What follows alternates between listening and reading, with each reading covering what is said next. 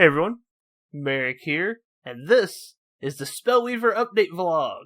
I'm going to start a new series where I go through any of the update changes and just kind of read them out to you and give you my thoughts and try to familiarize myself with what's changing in the game a little bit better so that I'm not caught off guard by things, and maybe by reading this, I'll become better at the game. So, today's update is a massive balance change, and they have added new heroes. So what we're going to do is we're going to go through all the changes, and then we're going to look at the new heroes towards the end of the video. So let's go ahead and get started. Some of the changes and fixes they've made is they've changed the icons for some of the hero skills. However, those new icons really aren't in. They're just placeholders right now. They fixed some music bugs with the track shuffling, and they removed effects when in the open pack when a playset is complete. So I guess you're not going to get the big sound and graphic effect and particle effect that you would get normally. They have fixed an occasional bug when unlocking the Greater Evil pack. I hadn't had that bug, so I'm not sure what that was, but hey, good that it's fixed. Basic heroes no longer appear in packs. They can only be obtained from starter decks. That kind of sucks because it means more people have to buy starter decks to get those basic starting heroes. Or unlock them through quests. So we can see here that I technically need one Darius deck unlocked so I can get a starter deck to unlock that.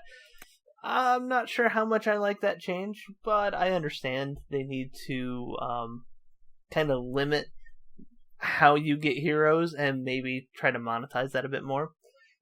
Alright, so the general game balances changes are up next. That's kind of exciting.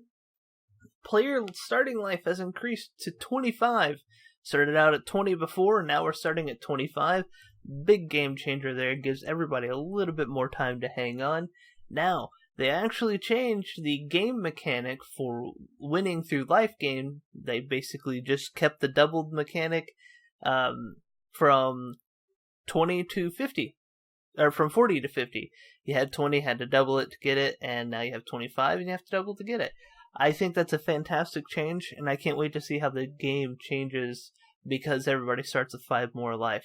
You know, that initial phase where I usually take between 5 and 10 damage before I really get some of my decks going really means that the game's going to be able to go on a little bit longer for the way I play. The legendary rule, if you don't know, was you can only have one copy of a legendary card out at a time. The legendary rule now regards the controller of the cards. No player at any time can have more than one copy of a legendary card on his side of the field.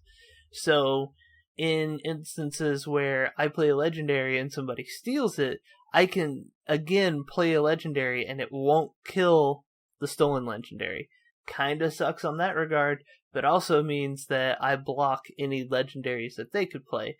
So it's an interesting change. I haven't had a lot of experiences with it, so I don't know if that really will affect the game or not. Alright, so we're going to start going into the types. We got the Order, Corruption, Dominion, Wisdom, Rage changes, so we're going to start with Order. Alexa the Battle Maiden, her skill cost has been reduced to 1, was 2. The Triangelica skill cost has been increased to 6. It was 5. Dwarf Musketeer is now permanently ranged. Griffin Rider is now a knight. Protector of the Innocent is no longer vigilant. Guardian of the Faithful's power has been reworked. Now, Guardian of the Faithful originally was you killed 3 or more attackers by sacrificing her.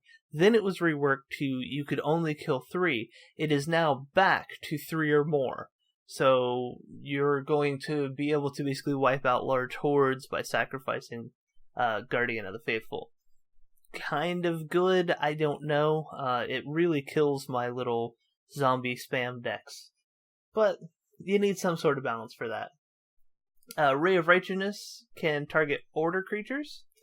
And Guard Duty has been reworked. Its name is changed to Guards. So we'll have to look at what they've changed on that one. Corruption. Insatiable Ghouls HP has gone from 3 to 4. Midnight Feast cost has been reduced to 2. It was 3. Undead Necromancer speed has been increased to 2. It was 1. and Restless Tombs is now legendary and has been rebalanced.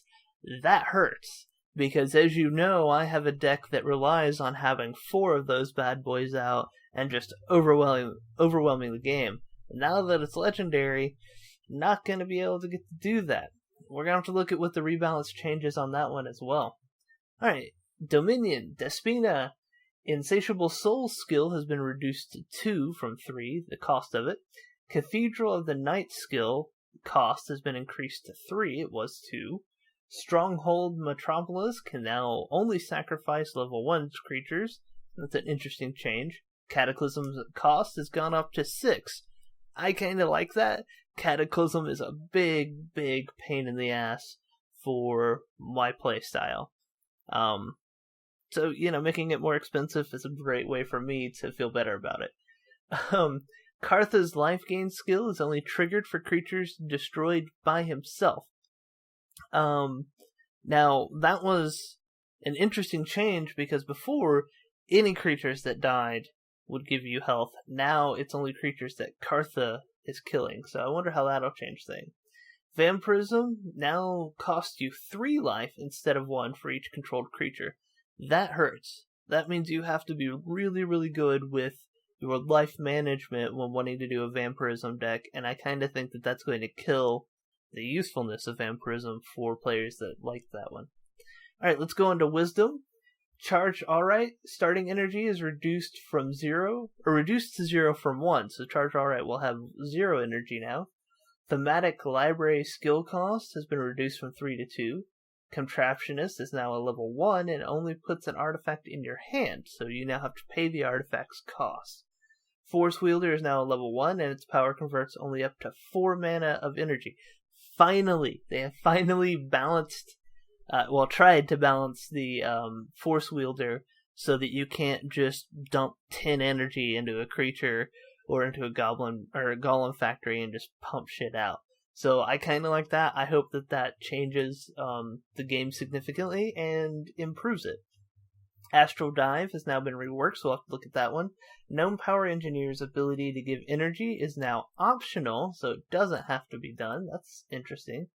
Obelisk of Unity is now legendary and is promoted to rare, which changes the way, or the value of it, but it also changes the way that people will play it in games. So that's going to be interesting, since you can only have 1.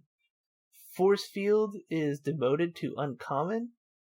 Edit Joral's Silencer's energy decreased from 6 to 5. Okay, so Joral's Silencer energy has been reduced. So we're going on to Nature and Rage. Nivea the Revered skill cost has been reduced to 1. It used to be 2, and Mountain Sanctuary's skill has I blanked on that one. Mountain Sanctuary's skill level requirement is 1 rage and 1 generic. It used to be 2 rages. Okay, so let's go take a look at some of these cards that they have changed. We're going to start out with the order cards. Let's see, Dwarf Musketeer is now permanently ranged. You used to have to pay 1 to do that. I like that change. I think that Order really needed some help with ranged combat, so that's a good one. The Guards, Guard Duty, that's what it was called. Guards now summons 2 militia creatures onto the field. Allied militia creatures have 3 speed until the end of the turn. Okay, so instead of summoning 3, I think is what it did, it now summons 2 and gives a speed buff to everybody, which is really nice. It gives you some good, cheap attackers for some high-speed creatures, so that's nice. I like that change. Griffin Rider's now a knight, which really changes just basically some of the knight skills, synergies that you have. The big change for me is Guardian of the Faithful, so now you can destroy a whole swath of creatures at one time, so everybody's going to have to be real careful about dealing with the Guardian of the Faithful. Let's see, what's the next one we want to look at? Restless Tombs, let's take a look at that one. Restless Tombs, one of my favorite cards, because I just love things that give you zombies, has been changed. It is now a pretty legendary. Once each turn, summon a zombie legendary creature onto the field. Oh, I'm sorry, zombie legionary. I was like, wow, it's going to kill itself? Okay. Each player can only have one copy of a legendary card on the field. Playing a second copy destroys the first. So basically, my zombie deck has been neutered with the Restless Tomb. So I'm going to have to deal with that. That's going to be a big pain. Alright, I think that's all the big changes in corruptions from cards we haven't seen. Let's go look at Karthas in the Dominion. Kartha, where are you at, buddy? Oh, well, we can always look at Vampirism. That is just mean change, and I can't wait to see how the meta deals with that. Kartha. Do I even have a Kartha? I might not have that card. We may have to do all cards. And where are you? There you are. Yeah, I don't have one of those. When Lord Karthas enters the field, destroy an enemy creature. When Lord Karthas destroys a creature, you gain 2 life. So that one definitely changes the whole life gain from Kartha. I've only seen a couple people use this card, and it's been fairly easily defeated. So I'm not sure how useful this card will remain in the game.